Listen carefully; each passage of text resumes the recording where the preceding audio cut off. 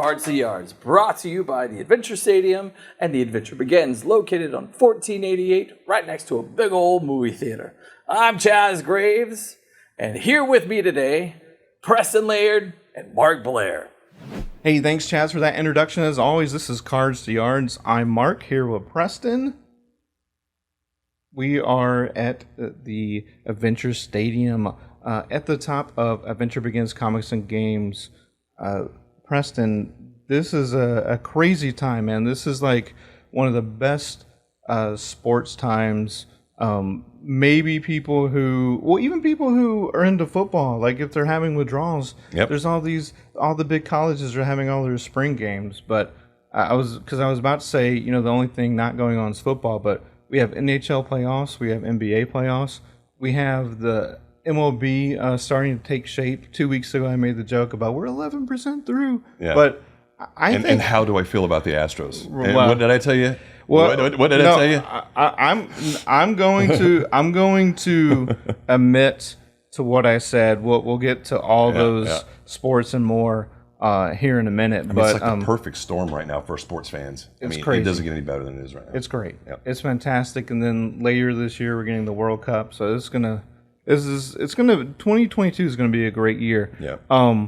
Hey, it's a great year if you've been waiting for a year to get your PSA stuff graded and back. Huh? Yeah. We'll start off with this big bit of industry news. So I don't know if you're aware, but I had become a PSA member, during the crazy height and hadn't been able to submit one card. And it was because they just completely shut everything down. Then Beckett followed suit. And then we've talked about other grading companies having to really pull back or reinvent themselves and things like that. So for a while, the last few months, I would say, PSA has opened up these economy submissions, which is $50 a card. Your max declared value it's right under $1,000, $9.99.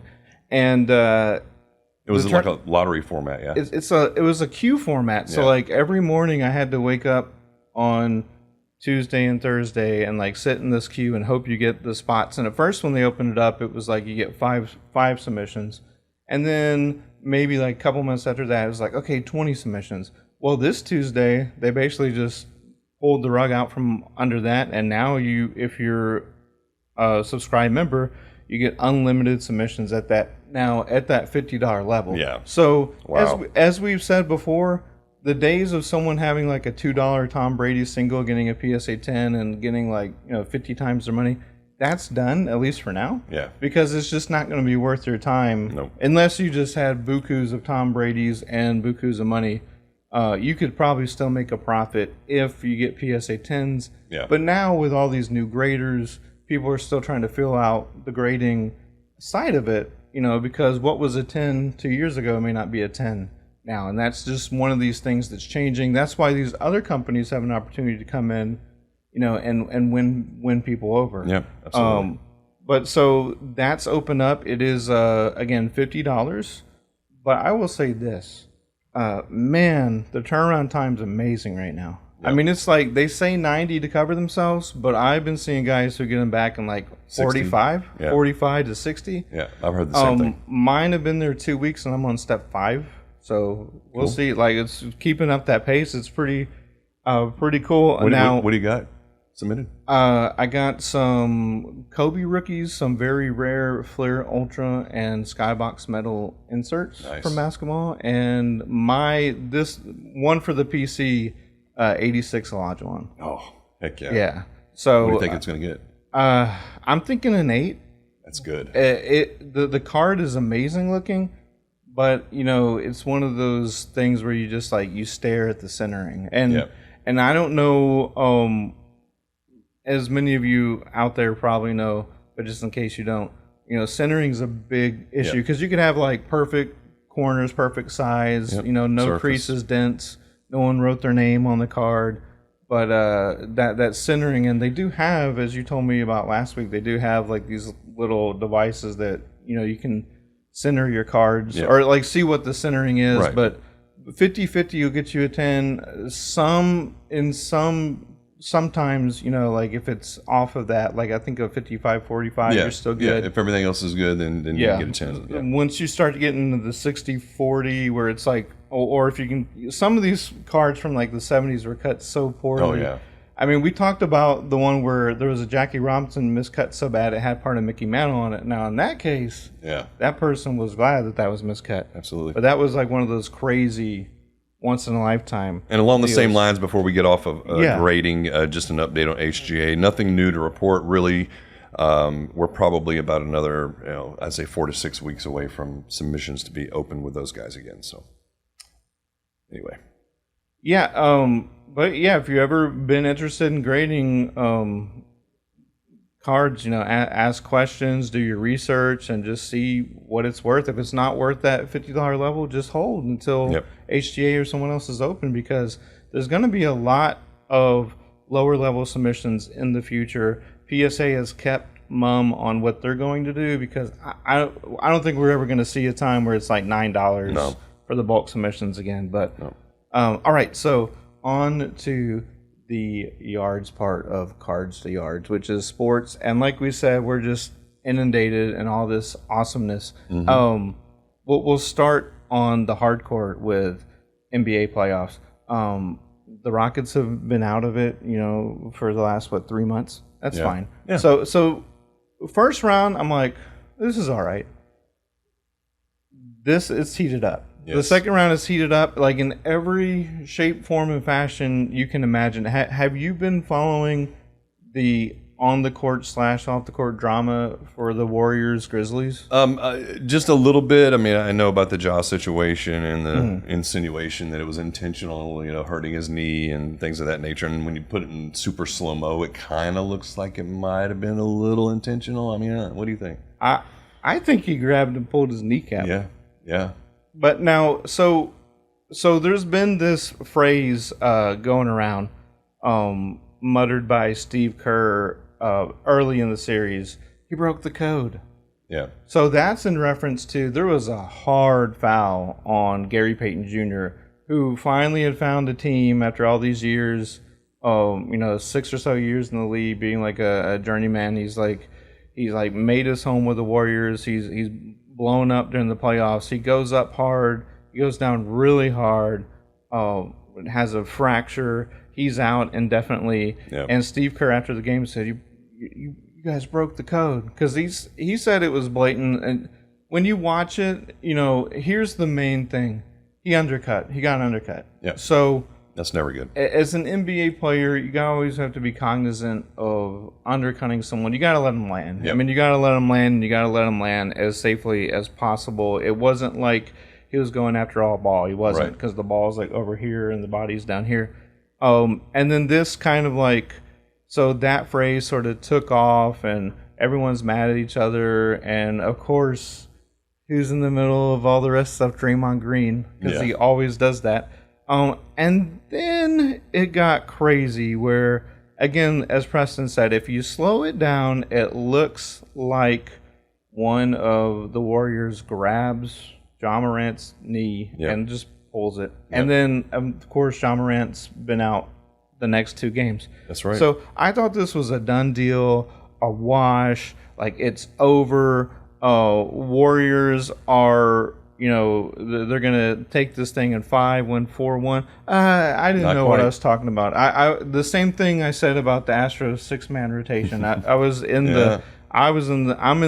to go to the penalty box for being wrong, because it was insane. It was insane. They were up by almost 60 points at one point, the Grizzlies were. So now it's going back to Golden State. No word on Ja Morant, but it's a strain. Yeah. So if he does play, he won't be full speed. But this is the first time, since we talked about how good the record was without him during the regular season, but in the playoffs, it's been pretty noticeable.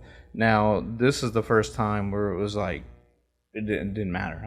They just came out with it was nuts. And like I was saying last week or 2 weeks ago, who I thought was going to, who did I tell you I thought was going to come out of the West? The Grizzlies. The Warriors. The Warriors. See, I'm wrong again. 3rd time. It's fine.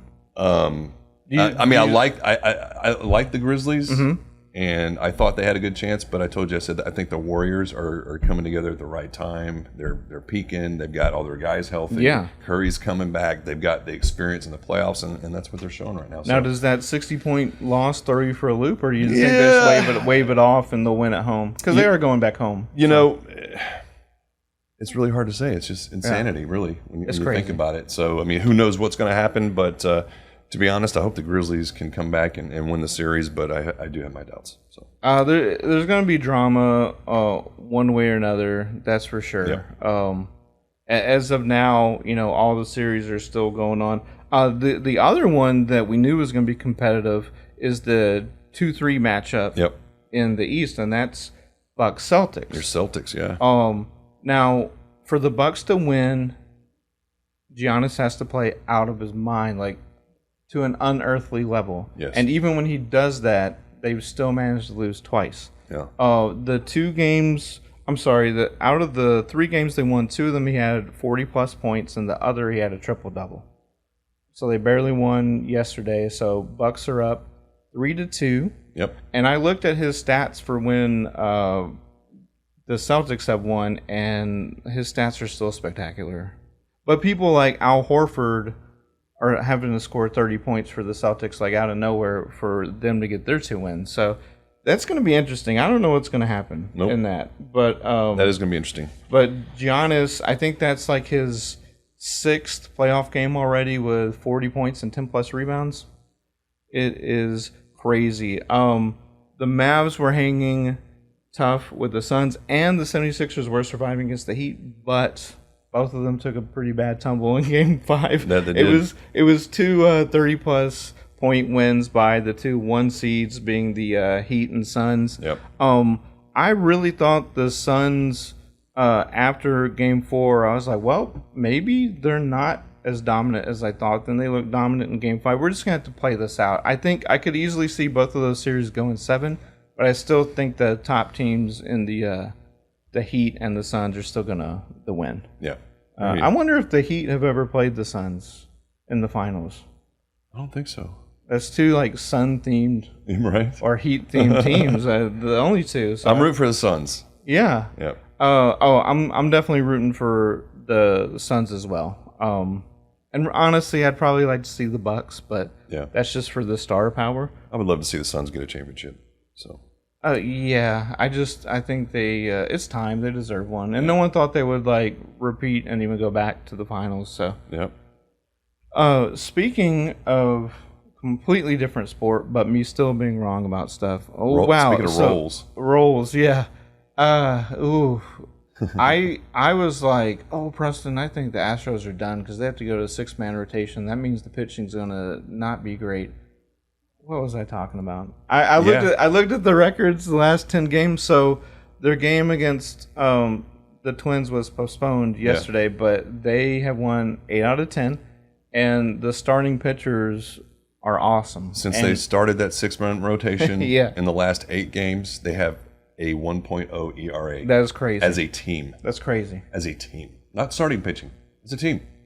And if Verlander could just pull his weight, if he could just pull his weight, if he could just be a resemblance of himself. What's the point of even coming back if you can only take a no-hitter in 8.5 innings? I have no idea. That was absolutely insane. So Verlander was on the verge. I mean, he's already in that historical pitcher he's pitched category. 3 already. He's one of like 6 pitchers with 3 or more no-hitters, but he almost became only the 3rd ever pitcher.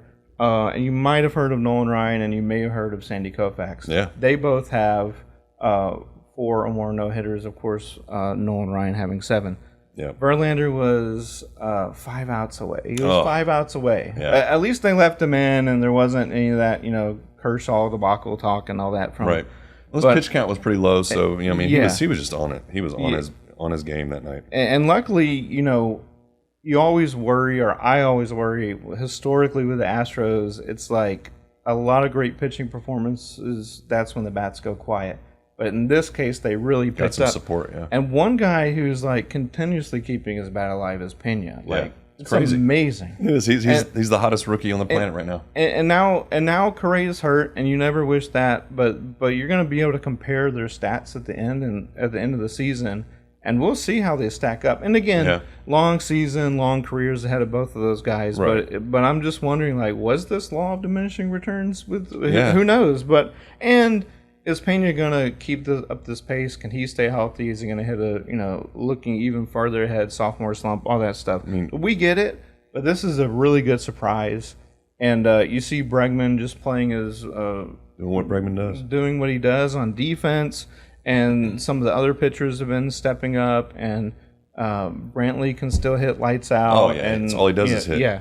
It's awesome. 8-game winning streak. It's going to probably turn into 9 because they were up 5-1 last night when they had the rain delay, and they're going to resume that today and then have another game after. So maybe by the end of the day, we could be at 10 in a row, hopefully. We'll see what happens. And unfortunately, guess who's on more fire than we are? The Angels. Yeah. And they had a rookie throw a no-hitter in his 11th game. It's like Detmers throws a no-hitter, keeps the Angels at 1 game ahead of the Astros, but like you said, I would love for us just to redo the Angels series, because I think we would get a few wins. And then going to the Ice NHL playoffs, you said you were excited about the Rangers victory. Oh yeah, well the Rangers victory last night. Yeah, I mean that was some of the most exciting 3 or 4 minutes in that second period of hockey I've ever witnessed in my life. That's why I love playoff hockey. If you guys have never watched playoff hockey, if you're a sports fan, turn on a playoff hockey game and just watch it. And I guarantee you it's the most excitement and energy that you're going to see crammed into a small frame of time of any sport out there. I mean, just nonstop action. I mean, the entire game. I love playoff hockey. And that Penguins Rangers series has been insane. Yeah. Started off with like a 3 overtime game that the Penguins won. Unfortunately, Crosby went out. We know NHL players are tough, so we'll see if he's back for the rest of that series. And then your Colorado Avalanche are playing out of their mind. I think they had like two games where they had 7+ goals already. And they easily dismissed the Predators. The only team that swept their first round playoff matchup. So it's pretty cool. Lots of rest. And speaking from a Cards aspect, man, there's a lot of young players like Cale Makar and like Kaprizov that are just really showing why they're hot in the hobby right now. They've broken like the Beckett top 10 list recently. Makar's incredible. I love him. It's amazing. Like it's just. And it's fun to watch, and of course the Avalanche have Landeskog, McKinnon, Rantanen. It's like, and then you have, Connor McDavid being Connor McDavid. Although, they came back from 2 goals down, take the Kings to overtime, and then lost within like 10 seconds. Yeah, it happens. That was heartbreaking. When you go to overtime, you can be in for 4 more 20-minute periods, or you could be done in 10 seconds. Unfortunately, they were done in 10 seconds, but it's just been awesome to watch. The Stars were hanging tough with the Calgary Flames, but they took a hit falling down 3-2 yesterday, and it's one of those things where they held them to the end, they pulled their goalie, and then snafu on a pass, and now you're down an insurmountable amount. And just the fact that they made the playoffs is amazing. So And then on the other side, you have the Capitals were like the second wild card, and they're only down 3-2 against the Panthers. Yep. So the Panthers really stepped up at home in their Game 5. But it's awesome. Like you said, if you haven't watched, like jump on board now, jump on board in round 3. But definitely do not miss the finals, the Stanley Cup. That's like the best, hands down, trophy presentation. It's all about the players. It's not just photo ops. And then you get to follow what those players are doing with the cup for the next 30 days or so, which is always crazy. All right, we did the yards and the hard court and the ice. Now we're getting back to the cards of Cards to Yards. So new and recent releases. Yeah, so this week we've got Topps Tribute Baseball. Just always a fantastic product, phenomenal product. It's got 6 packs per box, 3 memorabilia, 3 autographs. Just some of the most beautifully made cards that you'll ever see. So come in and get your Topps tribute. We've also got Donruss UFC. I know we got a few UFC guys out there. That's a brand new product, first edition, first time ever on Donruss. So we all know that UFC is red hot, as it's been for quite some time. And we've also got Crown Royal basketball coming in this week as well. And then, we got Diamond Kings baseball that's coming out. And then next week we've got Stadium Club Chrome Bundesliga soccer, which is going to be super hot. We got Gypsy Queen baseball coming up in a few weeks. Top Sterling baseball is coming out next week. So we've got a lot of new product streaming into the store. You know, we do have some delays on some of the football stuff, but the baseball stuff's rolling in as it should this time of year, and some really nice new basketball product in UFC. So a bunch of new stuff to come in and have some fun. And there is so much baseball, and you can get in on any level of that. Like if you don't know where to start, swing by the shop, and Preston or someone else can give you the guidance, because we're talking from, like, if you start, you can start like at Topps Big League, like a couple of bucks a pack, and then just go up from there. And some higher end stuff is starting to roll in, so people are going to be going crazy for those Wander Francos, and Heck yeah. But it's going to be fun. I love Gypsy Queen. It's one of those throwback designs. I really love Allen and Ginter. Yeah, that's a few months away, but that is a super quirky, crazy set along the lines of Goodwin. Goodwin has Goodwin's awesome. Yeah. Go ahead. Yeah, no, I was just going to say that there's a couple of quirky sets, but we can, they can always point you in the right direction of what you're looking for. But we all know what your favorite set is Bowman. Yeah. And everybody likes Bowman because of Bowman First. Bowman First. So we talked about the tops with the Rookie Cup. Yeah. Bowman First is something that gets, if you see breaks or if you see like eBay listings or just in the hobby, that always gets sort of like trumpeted around. Bowman First. Well, what is a Bowman First? Bowman First is basically any Bowman card. That's the first Bowman card as a baseball player. And it'll say Bowman First on the top, in one of the corners. That's not necessarily the rookie card, so it does get confusing. Yeah. I mean, but a Bowman First is, like a Tatis Bowman First. That's a highly touted card, especially in like a parallel or autograph. Right. And it's not officially, as you say, a rookie card. It's officially the first appearance of a prospect on an MLB licensed product. Yes. Is what it is. Yeah. And that's why it's so in demand. And because it's Bowman, it has like that extra, ring to it. Like Bowman's still a big name, and of course Bowman is a brand of Topps. So again, it gets a little bit confusing, but there's definitely, a difference between Bowman First and rookie cards. Absolutely. So, yep. But hey, y'all have Bowman now, right? We do. So come in and find plenty those of Bowman 2022 first, Bowman. Yeah, and I think come Jeremy Pena hunting with us. Yeah, and that's one of those sets where you get paper and chrome. Yeah, in every pack. So that's a big, nice, like 150 prospect set. Yep. In addition, you have like 100 paper base, including the Wander Franco rookie, including Mike Trout and other stars. So that's a fun one to get in on too. So come get your Bowman, look for your Bowman First, and just rip into some baseball. Yes. Baseball, basketball. Hey, baseball's heating up. And let's go ahead and you got hockey too. Yeah. Get into hockey. Maybe you'll really get into hockey. Hockey is fun. They got great base, awesome rookie cards like the Young Guns and Upper Deck, and fun inserts. Get into the Adventure Stadium while we're in this like awesome time of year for sports, and rip some cards and talk sports and just get to know other sports fans, and it's fun, man. Yes, it is. All right, Preston. Well, this has also been fun. Thanks for being with me on Cars to Yards. Heck yeah. I'm Mark. Back to you, Chaz. Well, gang, that's all for today's episode. So join us next week. Cars to Yards, brought to you by the Adventure Stadium, and the adventure begins. Again, we're located off 1488 and Woodland Square Boulevard. See you next time.